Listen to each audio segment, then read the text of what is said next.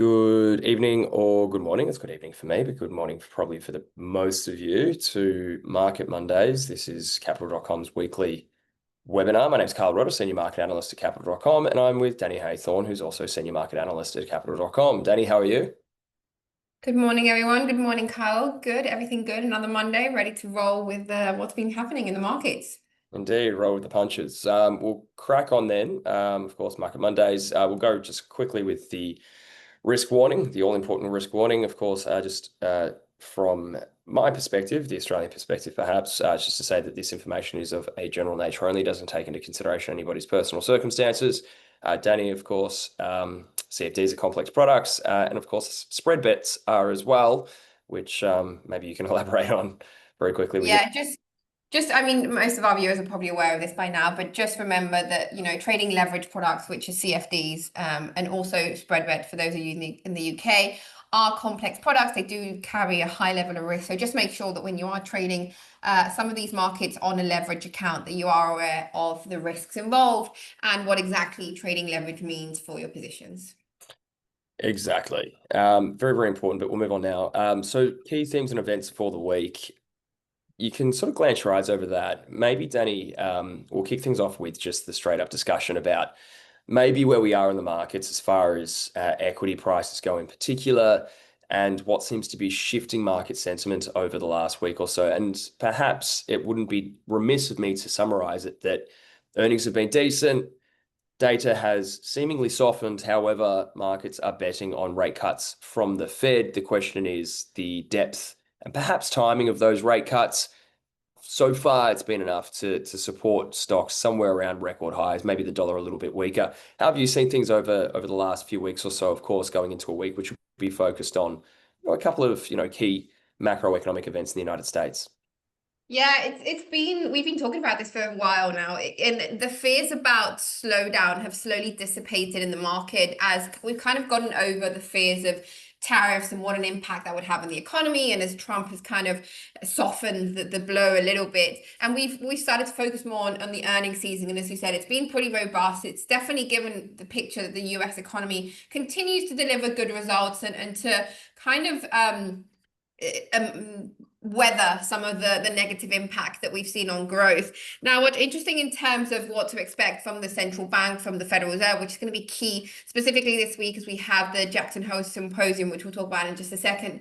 If we look at how markets are pricing the rate cuts, interestingly enough, towards the end of last week, before we had that PPI data on Thursday, markets were showing a small percentage of a likelihood that the rate cut in September was going to be 50 basis points, right? And that was after specifically the blow that we saw to the labor market on the week prior, those downward revisions in the previous month, which kind of gave us this view that, okay, maybe the US economy hasn't been performing as well as we were expecting. The data, of course, was a little bit skewed.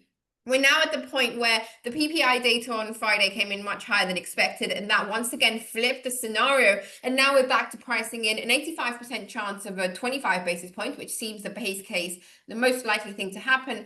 And that remaining percentage is now flipped back towards no cut at all. So it's interesting to see how these data points really affect the market. And I do think the Fed is heavily focused on the labor market because that has been one of the stickiest parts of the economy. But yeah, we'll see how this week evolves. We don't have that much data from the US this week. So I think the key event will be that symposium where hopefully we get more info from the central bankers. Yeah, without a doubt. And it's, I think, been an interesting one too. And maybe I'll just we'll take a quick glance at the charts just through the US indices to begin with in particular.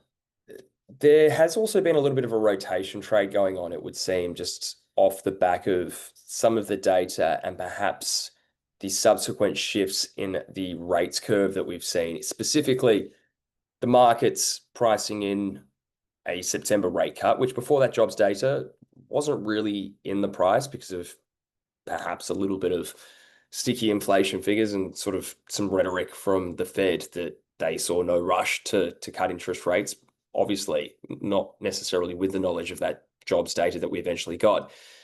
But it's in the price now. There was for a little while speculation whether there would be three cuts by the end of the year, one at every meeting, which of course, Danny, you said there was the flirtation with the idea of a 50 basis point move in September. Nevertheless, there's that kind of dovish bias coming through now, and we've got things like the Dow performing reasonably well. The Russell 2000, for example, which actually I might get up very quickly because it has been a little bit of an outperformer in the last week or so, breaking a previous level of resistance. But the NASDAQ, in contrast, showing maybe some signs of exhaustion, of course, despite the fact that really a lot of the heavy lifting in the last few weeks for Wall Street has been done by the tech giants by virtue of some of their very, very strong results. So just sort of this fascinating dynamic that's emerging at the moment. And it has to be said, maybe indicative of a healthy bull market. One thing that's always been taught to me that is a truism or rule of thumb is that a healthy bull market is defined by these kind of rotations from now and again, in this instance, from these kind of tech names to cyclicals. But nevertheless, there is this looming question about to what extent the Fed is behind the curve or not, to what extent the Fed will be able to cut interest rates because of maybe sticky price pressures.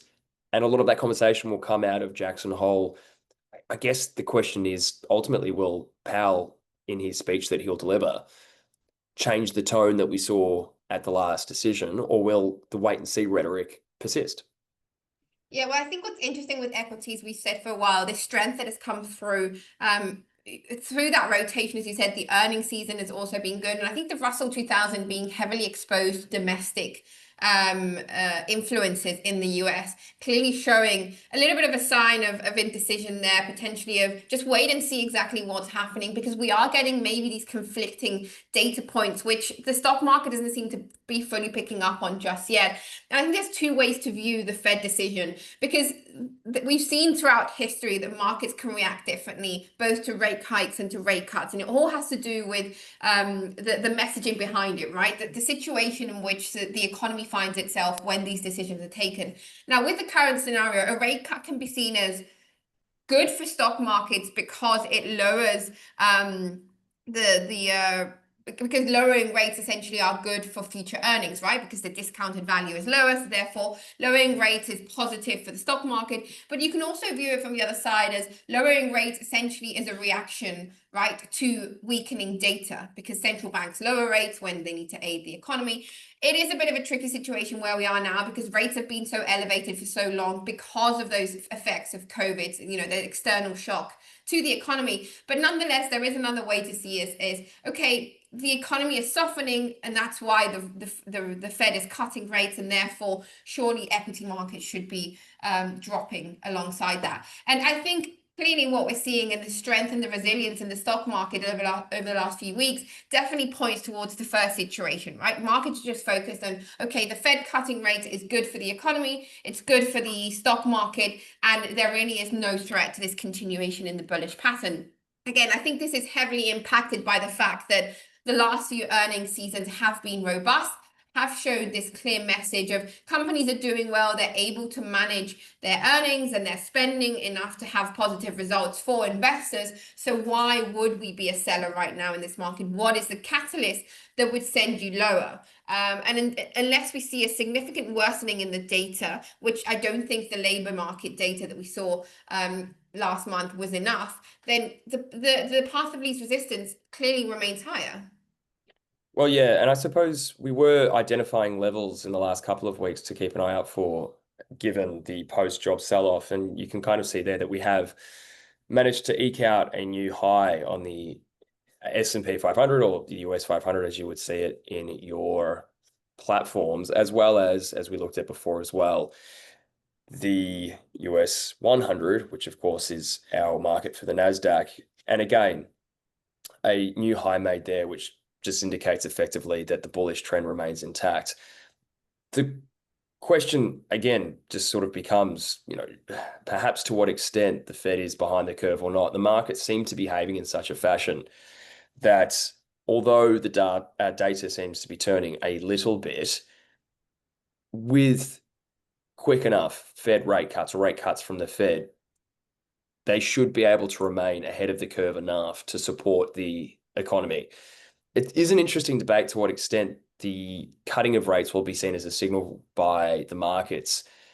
Mary Daly, I think it was last week, suggested that, she would be reluctant to advocate for a 50 basis point cut, really on the basis that it might send a panic signal to the markets that things are looking too negative. And as a result, markets should prepare for a more significant slowdown. But I think what you can see now, at least in US stock indices, is that markets are buying into the notion that the Fed can stay ahead of this.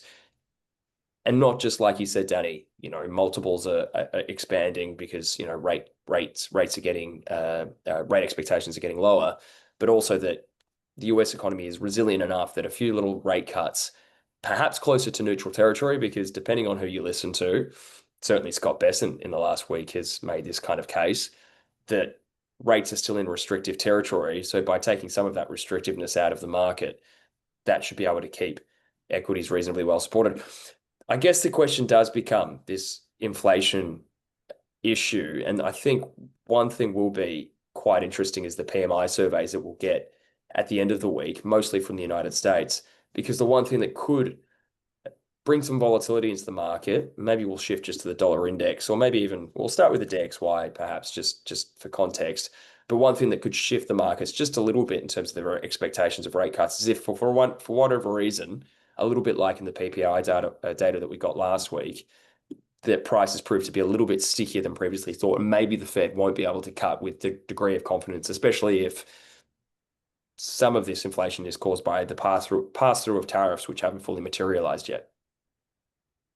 Yeah, I agree both with Daly and Besant there, and the fact that I do agree that a 50 basis points at this time would send a panic signal. We've seen that previously, happen before, and markets do tend to overreact when these things happen because they kind of read into, well, what does this mean? If they've had to cut 50, it's because they regret keeping on hold before, and they've seen obviously something come through, data come through that really has shocked them into having to do that. And I also agree with Besant that the fact that rates are restrictive enough to be able to weather a few rate cuts without having an impact on inflation expectations and without things getting out of hand. So I do agree that, the market is primed and ready to see rate cuts from the Federal Reserve. However, with the dollar, I do still think that comprises those rate differentials with other currencies. Because yes, even though the PPI data last week was a little bit hotter than expected, and that did take out some of those expectations from the market, traders and economists are clearly now centered on the fact that the Fed is going to cut. We have to think back 3 months ago, we weren't even sure if the Fed was going to be able to cut again was even going to be able to cut at all in 2025, right? So the fact that we are now in a position where we are pretty confident that September is going to deliver a cut, potentially one or even two more before the year ends. That weakens the dollar's rate differential when it came at a time where that differential was wide and it was still dropping from that result from the results from the tariffs. I do still think we have this rotation away from US exceptionism. The dollar has proven to be shaky in the recent risk safe haven appetite scenario as well. So we've seen some of that come out of the dollar strength. So I do still think that the dollar is in for further weakness in the few months ahead. Now, Kyle, I think if we quickly move on to the UK, because we do have the UK CPI data on Wednesday, going to be a key reading as well for the UK, especially because some participants are pricing in a potential rise to 4% on that headline inflation figure.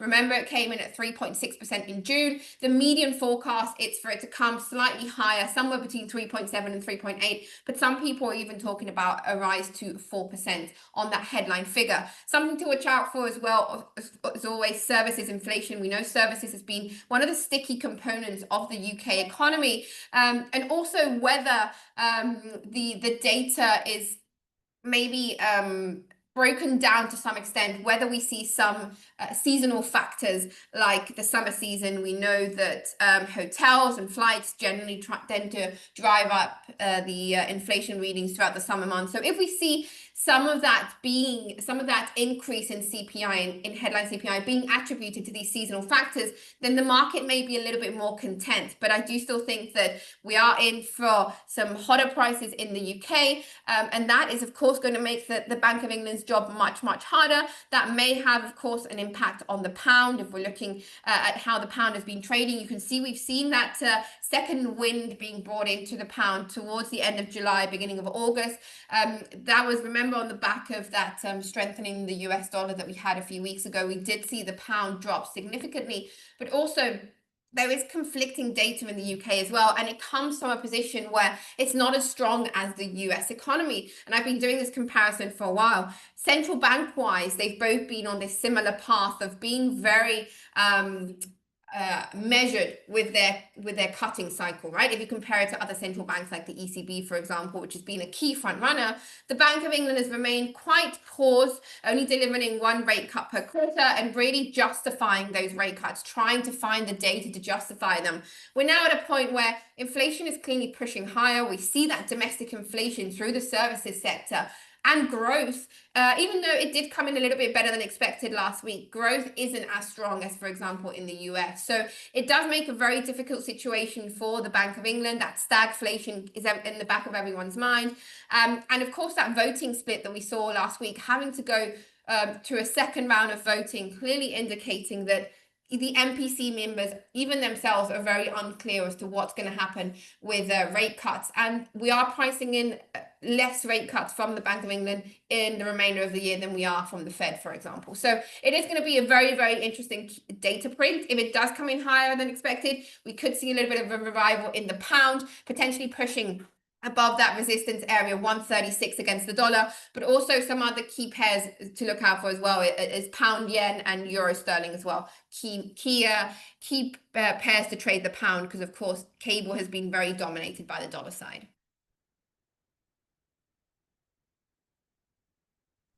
Muted myself while I was coughing, but I always quite enjoy when you go back to a chart and see a technical level that you'd identified a few weeks or perhaps days beforehand being respected. And I think we spoke about this perhaps last week or the week before, Danny, that there was a little bit of a breakout from a downward sloping resistance level, and we spoke about 136 being perhaps a mark, the more recent lower high to watch out for. That was, lo and behold, tested and rejected, and it will be a really interesting week, as you said, on the for the cable, just because we're going to have both dollar data or dollar sensitive data as well as pound relevant data to really drive the action. You can imagine a scenario where perhaps there's a change of rhetoric from Powell at Jackson Hole, maybe some soft enough PMI figures, as well as a sticky inflation print out of the UK, pushing the pound high through that 136 level.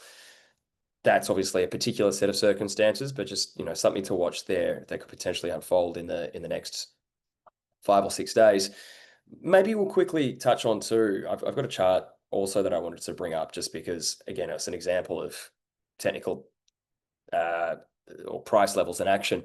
But a quick word, I'm sure it'll come up anyway, on crude in the context of, or energy markets more broadly, in the context of what happened over the weekend and what we're also expecting to come potentially from these talks between the United States, Trump, and Zelensky. So far, not too much really going on as far as geopolitical developments, but there seems to be a little bit of selling pressure coming through for in energy markets on the prospect that there is a slim chance, I think most people would emphasize slim, that there could be some degree of breakthrough when it comes to the Russia-Ukraine war, and that may lead to some dynamic in which supply risks in energy markets globally are diminished. Again, we haven't seen much just yet, but I know, Danny, you wrote a piece last week for the website on natural gas prices. Have you got sort of any relevant view perhaps on the energy complex given the geopolitical backdrop? Yeah, well, natural gas has remained very much sensitive to seasonal factors. We know that is the case with its price. And one thing, of course, the impact of the US-Russia talks is clearly going to have ripple effects throughout the the energy market in general, right? But something to watch out for. Well, from a technical perspective, we've talked about this before, right? That $3 key level. Remember, we said, it bounced off it a few times since the beginning of the year. It finally managed to break below it last week. We saw that dip below $3. However, it has seemed to have bounced back. So clearly not a significant break just yet. So there's clearly some interest to be buyers still. Even though we are trending to the downside once again this morning. But I think from a fundamental perspective, I think with natural gas, it's very much to do with supply and demand and how much oversupply there is and investment. And of course, in terms of seasonal demand, we are coming towards the end of the summer. Now, that's generally when we see those peaks in consumption of natural gas for cooling. It has been potentially a little bit more of a milder summer this year. I don't think we've seen so many heat waves, especially when it comes to the US, the northern hemisphere, and specifically the US. We haven't seen as many heat waves, so maybe demand has been a little bit softer, but also supply side remains really strong. We've seen rising production, we've got good investment in the infrastructure, and that's kept the market well supplied, has kept inventory levels high, and that of course puts downside pressure on the price because we have that oversupplied market when demand has potentially been a little bit on the softer side. So yeah, I think the bias remains to the downside. However, technically we can see that $3 mark being broken but not sustainably held. So it'll be interesting to see over the next few days if we do get a retest of that level, or if buyers continue to come in and try to move that price higher. If that were the case, I do think there is quite a bit of resistance ahead. Clearly the first mark of resistance between around that 312, 313 area, which has in the past also tested some of the moves higher. Yeah, indeed. So we'll keep an eye out for any kind of headline risk that comes through, obviously, as these talks happen, but there hasn't been much movement, of course, and any kind of significant breakthrough that could shift the dial in what's happening in Eastern Europe. Perhaps we'll finish off the discussion before we go to questions just with gold, because there hasn't been a great deal of volatility in gold, despite the fact that there's clearly some fundamental impetus there for the gold price in the form of a weaker US dollar, and maybe one that's kind of tightening like a bit of a coil recently, because for a little while it's been setting up in this kind of symmetrical triangle pattern, which quite typically will indicate a looming breakout. You kind of see there in the past. I would love to see if I've managed to identify others. No, there's no relics there of that, but certainly a pretty textbook continuation pattern for gold. And one, again, that might be in focus, just given the fact that there will be this preoccupation with the rate outlook in the United States. And maybe, a bit of a dovish pivot from the Fed at Jackson Hole could conceivably push gold prices higher.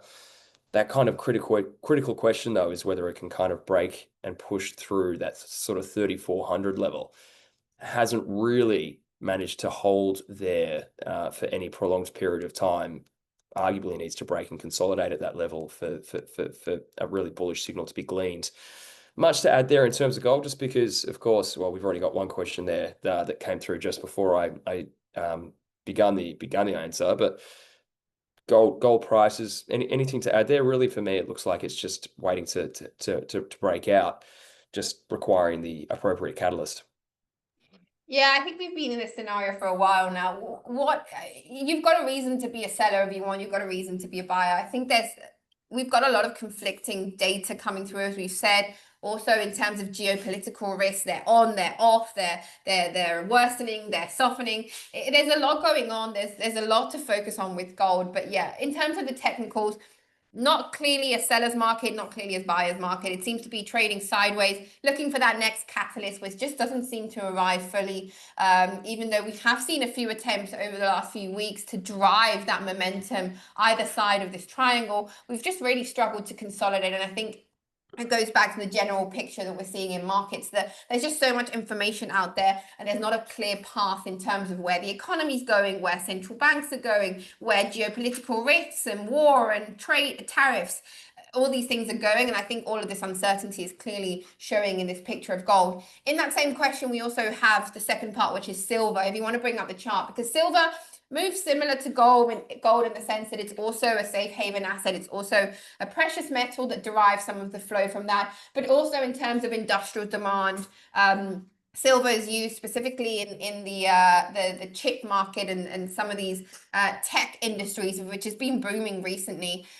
So clearly, the strength in the earnings season, all of this improving data obviously drives silver higher than gold. It brings more appeal for silver to gold, and it weakens that gold to silver ratio, which is obviously clearly looked at sometimes. But also in terms of silver, when we're looking at that long-term forecast, I don't know if you've mentioned this before, but there is a shortage of silver mining. Usually it comes as a how do you say the word, as a result of other mining other metals and minerals. I can't think of a specific word, but I think you understand what I'm saying. So there has been an underinvestment in silver. And yeah, in terms of supply, there are forecasts that there is going to be a supply shortage in the next few years, and that could really drive up the price of silver. So it's definitely one to look out for more for the long term.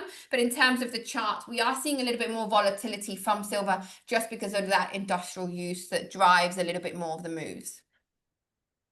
Yeah, absolutely. And certainly looks constructive from a trend point of view too, perhaps also consolidating in a way that indicates that we're waiting for a bit of a bullish breakout.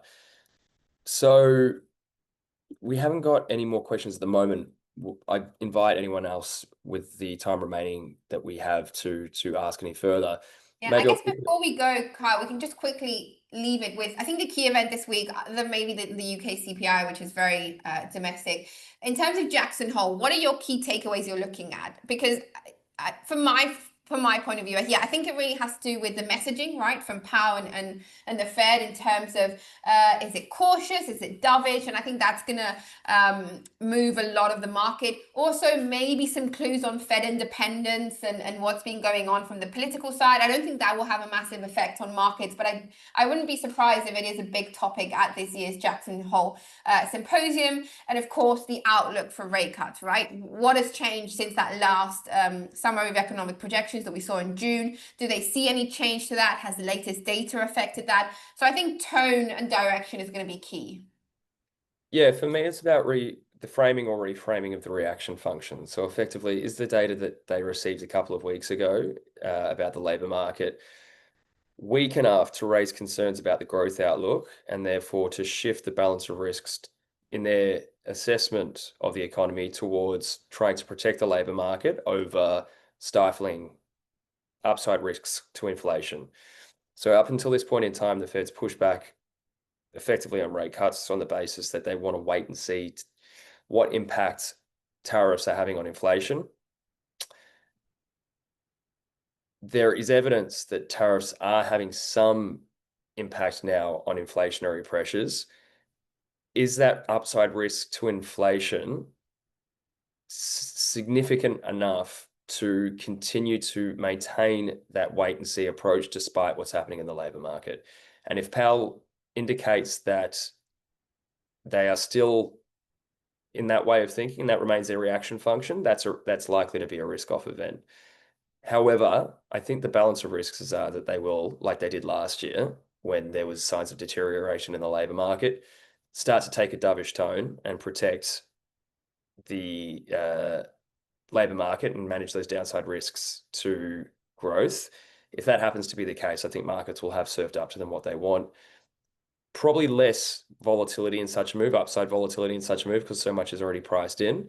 But at the very least, it'll support equity prices and probably put a little bit further downward pressure on that dollar, maybe add to those trends that we've already seen. But again, it's all about whether they maintain their guidance and continue the same framing around their reaction function or they change it based on the recent jobs data. Yeah, great. Just before we go, Carl, we just had one more question come through on the pound. If you may want to pull up the cable chart again, pound dollar. Specifically, the question is whether, pound is likely to stay strong against the dollar throughout what's left of this year. I do think that is the base case. Of course, a lot of these factors that we've just been talking about, the framing of the rate differentials and how rate cuts are going to be delivered. I do still think from and I've said this before, cable has been very much driven by the dollar side of the story, right? When it's been rising, it's because the dollar's been dropping, and vice versa. So if we base it off the scenario that we expect the dollar to weaken further, then yes, I do still think the pound is likely to remain on the top side. We're likely to see further push through in cable. However, there is a limit to this, and of course, that is the limiting factor of the UK economy and how well it holds up in terms of the next few months with inflation and that playoff with growth, and how the Bank of England is able to deliver monetary policy over the next few months. So I do still think the trend remains to the upside, but likely a little bit more limited than we've seen in the past. Clearly, 136 remains the near side of resistance. If we do push beyond that, we focus on that 138 level, which was that high towards as we were entering the month of July.